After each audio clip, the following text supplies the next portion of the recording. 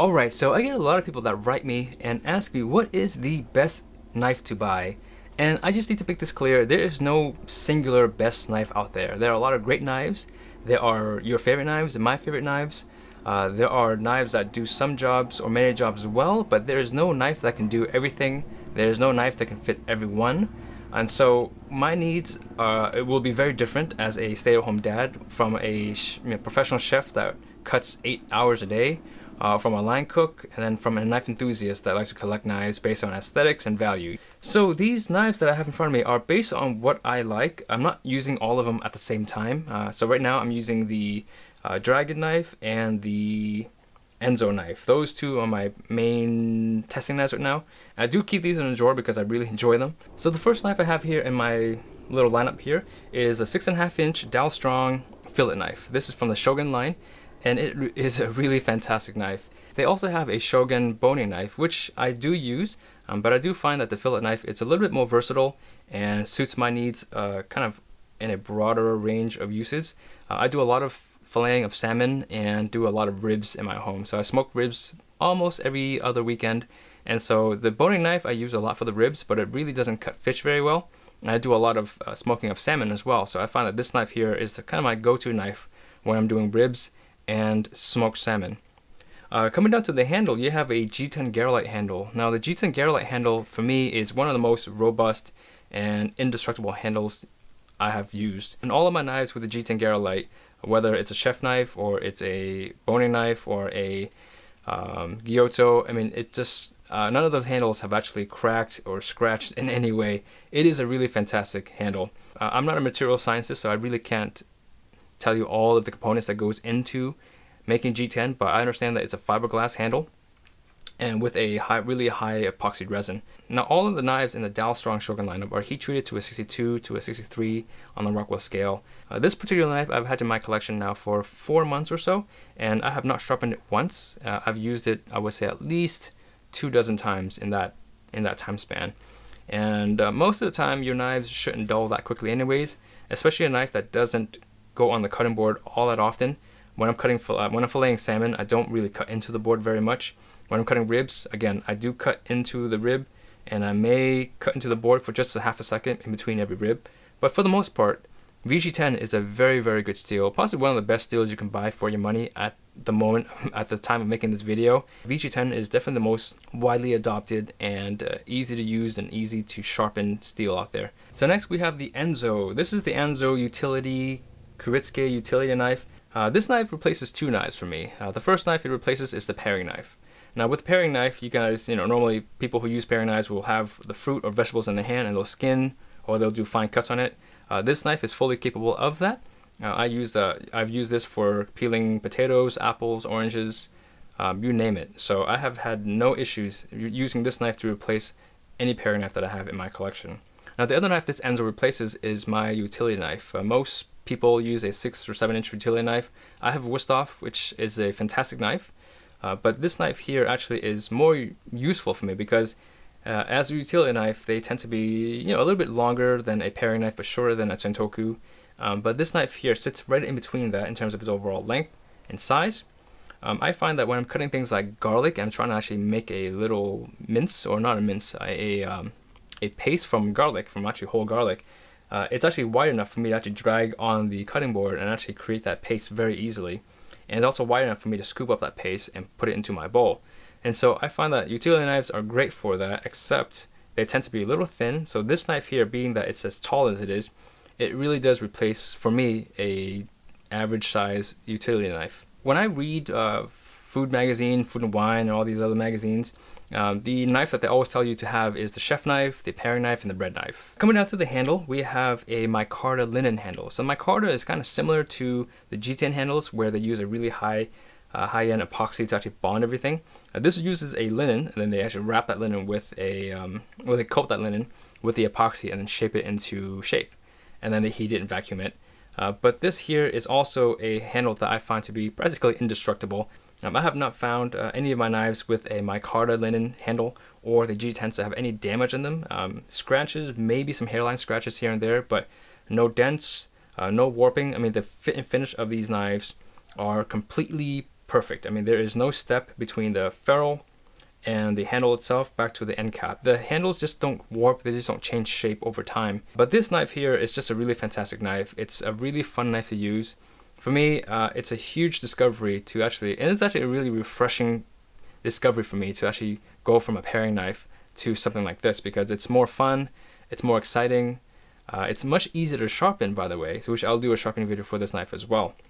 Yeah, but overall, this is a great knife. This is a knife that to me is has become one of my essentials because it replaces two knives, the paring and the utility knife. Now the next knife I have here is probably the most talked about knife in the last couple of years in the knife world, and it is the Kramer by Zwilling Euroline carbon knife. Now if you look at the knife's profile, it is a very interesting profile. It is a profile that you don't really find on most knives, and I have seen, and I'm not saying that this is something that people are doing on purpose, but there has been a couple of people that have emailed me, custom knife makers, and say, hey, you should actually review this other knife because they make a knife very similar to the Kramer. And there are two companies that have been brought to my attention, and I go to their website, and sure enough, their knives are literally a replica of the Kramer.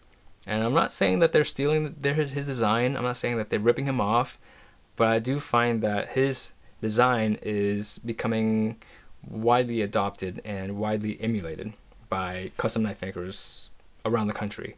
Now if you look at the fit and finish of this knife, it is fantastic. It is polished from head or from tip to heel. High polish all through the spine with a very rounded spine, which is very nice when you're hand sharpening your own knives. So if you look at the ferrule and the rivets here, it's all brass. I mean, the fit and finish of this thing is just really, really special. It uses a wooden handle, which I think is nice. I would like this handle to have a little bit more of a thicker coating of finish in it. I would like to see a matte finish. The wooden handle is actually completely exposed.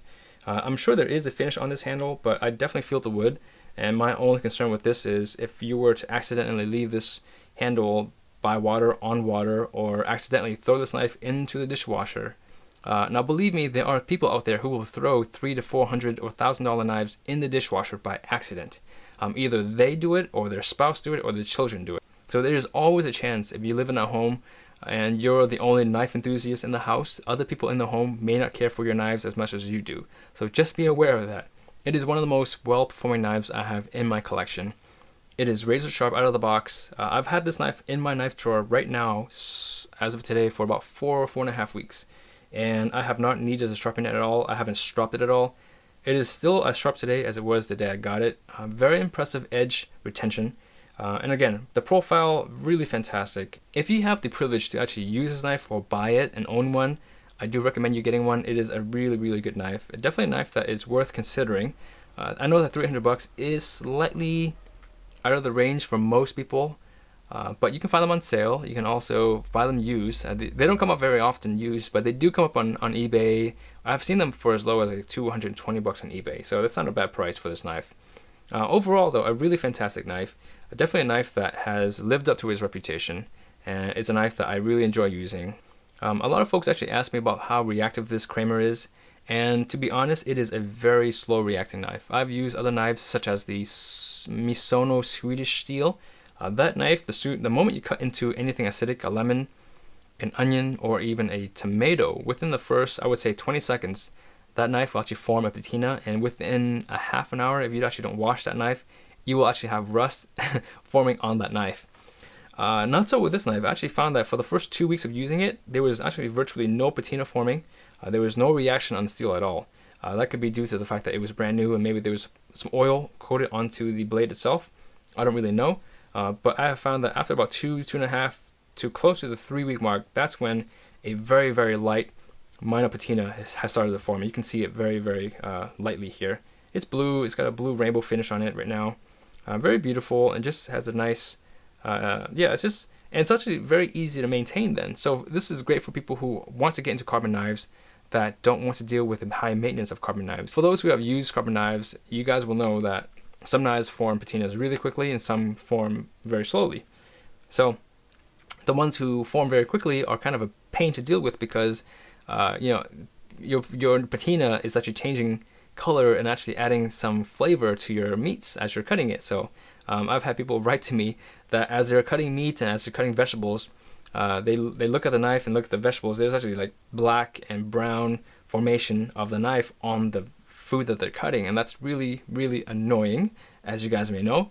So to have a knife that is as good performing as this knife here, but also as with a patina formation that is as slow as it is, it really makes for a perfect entry knife to go into the carbon world. Not necessarily entry level pricing, but definitely entry level. So just so you guys know, this uses a 52-100 carbon steel. So if you guys cannot afford a $300 knife, look for a knife, a carbon steel knife that has a designation of 52-100.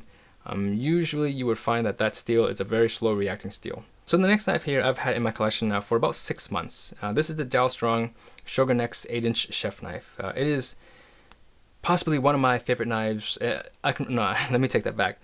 Being the fact that they're all here, this is one of my favorite knives.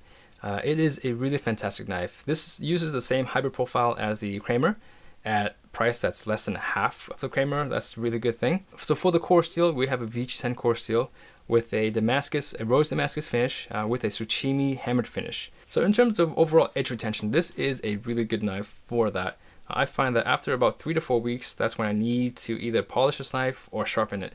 But again, my opinion of sharpness is very different from most people. So because of my, let's just say my hobby, I find that knives that are not at the 9 or 10 level of sharpness, they're dull. So coming down to the handle, this also uses a Garolite G10 handle, a really fantastic handle. Again, being that it's 6 months old, there is not a single scratch on this handle. There's a scratch on the rivet, some hairline scratches on the rivet and on the mosaic rivet, but the handle itself, it is virtually untouched. The spine and the rest of the knife has a really great polish. There is no sharpness or sharp edges are on the spine or on the choil everywhere. The choil is very, very well polished as well. So with the VG10 core steel, it offers you the edge retention and sharpness of a Japanese knife, but with a profile that you would find more on a Western blade, and also in the handle, the comfortable handle of a Western knife. Fit and finish of this Dalstrong is really fantastic. They are very well built. There is no gap or steps anywhere between the ferrule, the handle, or the tang. I mean, it's just a very well put together knife. For me, the biggest draw to Dalstrong as a brand is they offer pretty much the best performance to price ratio of any knife companies out there. I mean, you really cannot find any other knives that have the same core steel, they have the same G10 Garolite handle, and the profile for the price of this very knife right here. Right now, at the making of this video, it's selling for $129 on Amazon. A fantastic knife, definitely a knife that anyone who I have heard from, or any of my subscribers who have bought this knife, have not been disappointed.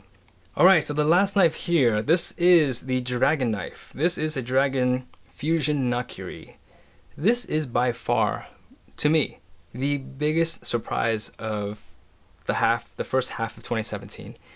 This knife here has been a knife that has been in my collection now for about 4 weeks. I have been using it straight for 4 weeks, and I love this knife. I mean, it is a really, really fun knife to use. It is made by Yaxel, so just to be clear, Yaxel doesn't own the rights to Dragon. They actually are just manufacturing the knife for Dragon. So a few things that make this knife very, very special. First, let's talk about the steel itself.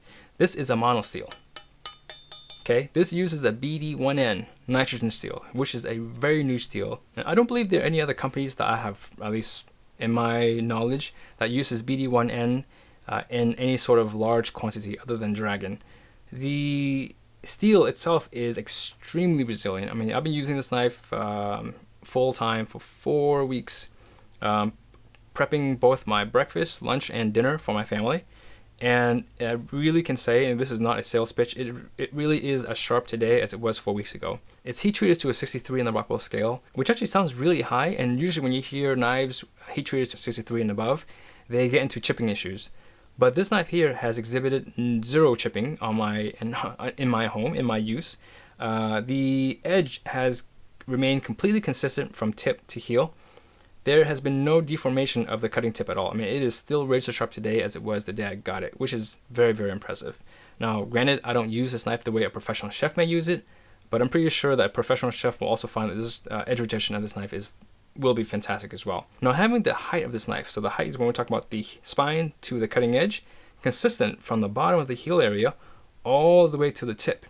That gives you a very consistent power delivery, whether you're cutting at the heel of the knife or cutting something at the very tip of the knife. Now, something else that really stood out to me when I first got this knife was the thickness from the heel all the way to the cutting tip. That is something that is consistent.